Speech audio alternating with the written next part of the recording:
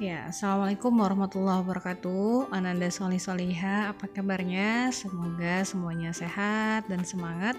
Pada pagi hari ini, Ibu akan menjelaskan kepada antum. Kita masuk ke tema 3, subtema 1 tentang globalisasi di sekitarku. Baik, globalisasi itu adalah penyebab dari berbagai perubahan, ya, berbagai perubahan yang ada di dunia. Semua tidak terbatas. Kita bisa mengakses informasi dari mana saja, kapan saja, dengan menggunakan gadget atau laptop yang kita punya. Dan kita juga bisa bertukar informasi melalui Instagram, Facebook, Twitter, email, dan lain sebagainya. Jadi tidak ada batas antara manusia di belahan dunia manapun, karena kita bisa terhubung dengan bantuan akses internet. Nah, jadi perubahan globalisasi atau proses globalisasi itu banyak dipengaruhi oleh berbagai faktor, ya. Ada 3 yang utama, yaitu internet, majunya jaringan internet, majunya telekomunikasi, dan majunya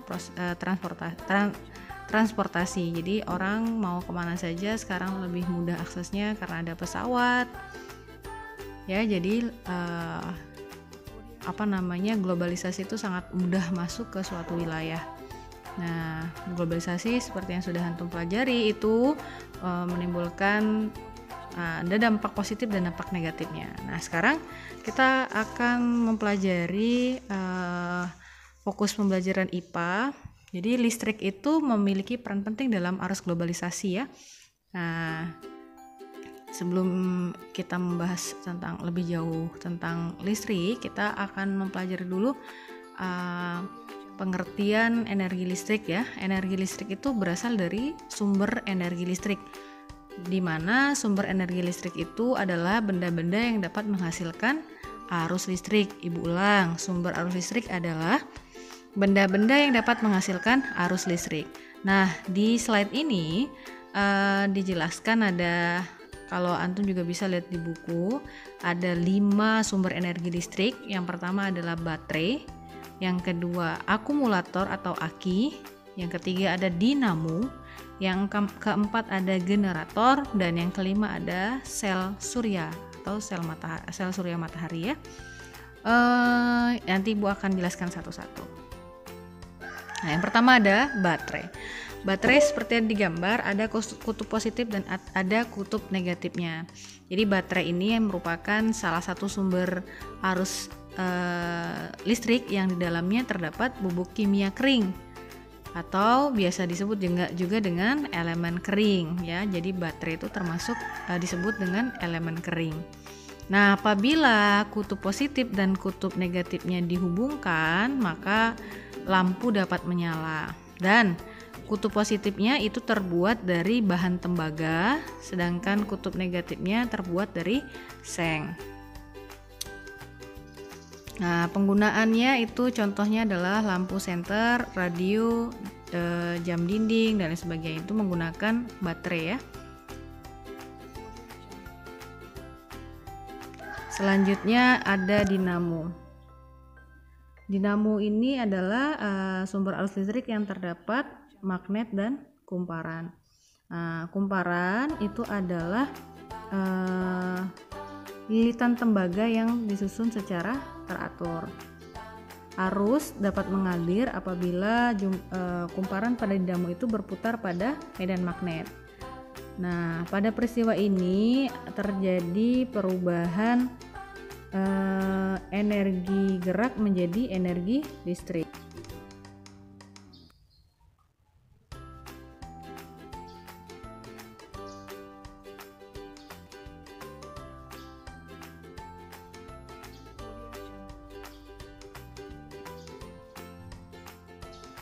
Nah, jadi contoh penggunaannya itu adalah lampu dan klakson sepeda.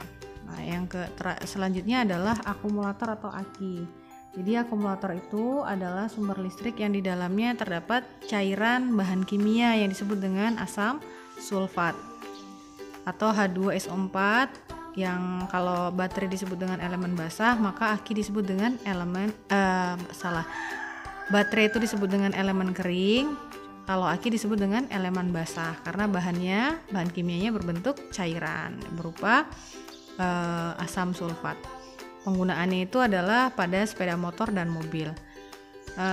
Ini apabila kutub positif dan kutub negatif dihubungkan, maka arus dapat mengalir sehingga lampu pada klakson mobil atau motor dapat menyala. Selanjutnya, generator. Generator listrik adalah sebuah mesin yang dapat mengubah energi gerak, ya. Jadi energi gerak itu diubah menjadi energi listrik. Itu biasa digunakan pada pembangkit tenaga listrik. Itu tenaga air. Jadi air yang ada di sungai itu bisa digunakan, bisa dimanfaatkan untuk diubah menjadi energi listrik.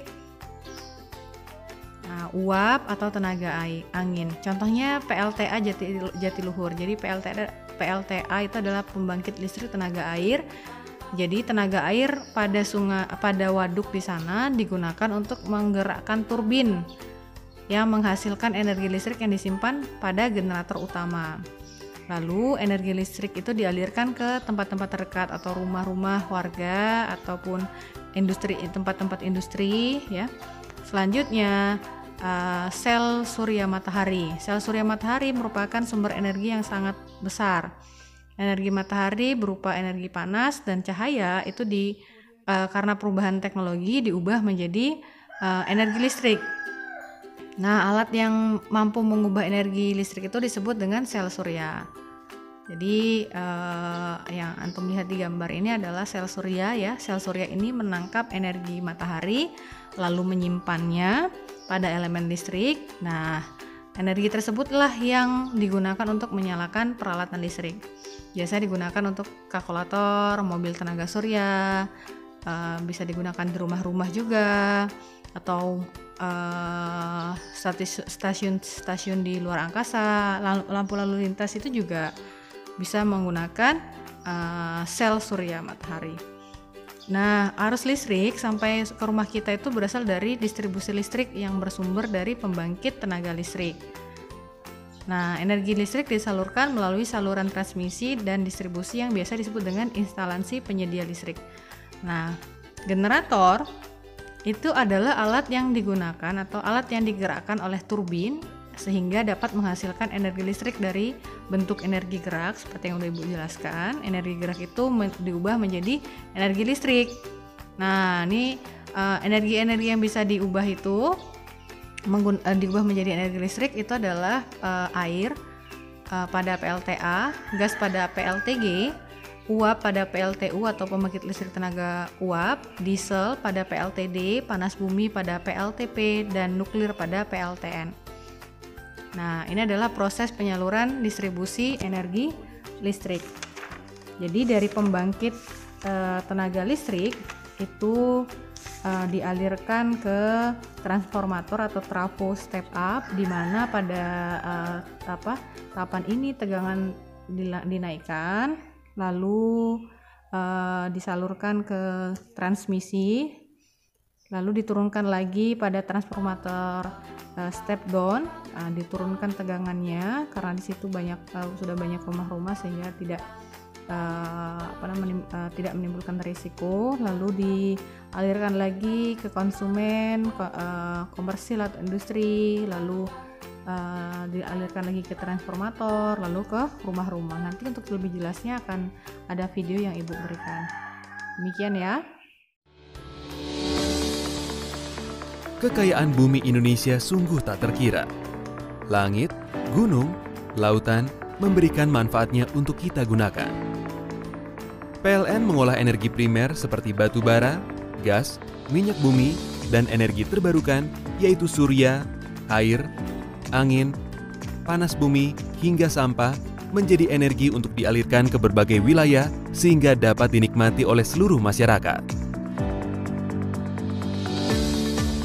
PLN Group bersama anak perusahaannya dan Independent Power Producer mengelola dan mengoperasikan pembangkit Indonesia hingga 55.000 MW yang dihasilkan dari pembangkit listrik tenaga uap, pembangkit listrik tenaga diesel, pembangkit listrik tenaga gas, pembangkit listrik tenaga mesin dan gas, pembangkit listrik tenaga panas bumi, pembangkit listrik tenaga air, pembangkit listrik tenaga surya, serta pembangkit listrik tenaga bayi. Nah, jika kita mencari tahu dari mana asalnya listrik yang kita nikmati ini, dan semuanya berawal dari pembangkit listrik yang mengubah energi lain menjadi energi listrik. Contohnya ada PLTA atau pembangkit listrik tenaga air yang mengubah energi air menjadi listrik. Kemudian ada PLTD atau pembangkit listrik tenaga diesel yang memanfaatkan mesin diesel menjadi listrik. Lalu ada PLTU pembangkit listrik tenaga uap yang mengubah energi uap menjadi listrik. Nah, dari pembangkit listrik ini dihasilkan tegangan 6-24 kV yang nantinya akan disalurkan ke gardu tegangan ekstra tinggi atau gardu TET. Di gardu ini terdapat trafo step up yang berfungsi untuk menaikkan tegangan menjadi 500 kV atau tegangan ekstra tinggi. Alasan menaikkan tegangan menjadi ekstra tinggi ini agar listrik yang melewati perjalanan yang sangat jauh sekali bisa menurunkan rugi-rugi daya akibat perjalanan jauh tersebut. Dengan menaikkan tegangan listrik ini, maka arus menjadi turun dan juga nantinya kabel atau kawat penghantar pun menjadi lebih kecil sehingga bisa menjadi penghematan secara ekonomi. Selain itu, tegangan 500 kV ini akan masuk ke gardu tegangan tinggi yang di sana juga terdapat trafo step down. Di trafo step down ini tegangan diturunkan menjadi 150 kV. Alasan penurunan tegangan dikarenakan memang jarak sudah tidak terlalu jauh dan sudah banyak rumah-rumah penduduk sehingga memang tegangan perlu diturunkan agar menjadi lebih aman. Kemudian tegangan 150 kV ini masuk ke gardu induk untuk diturunkan lagi oleh trafo step down menjadi tegangan 20 kV atau tegangan TM. Nah, tegangan 20 kV ini nantinya akan disalurkan ke pelanggan TM atau pelanggan tegangan menengah seperti pabrik-pabrik industri.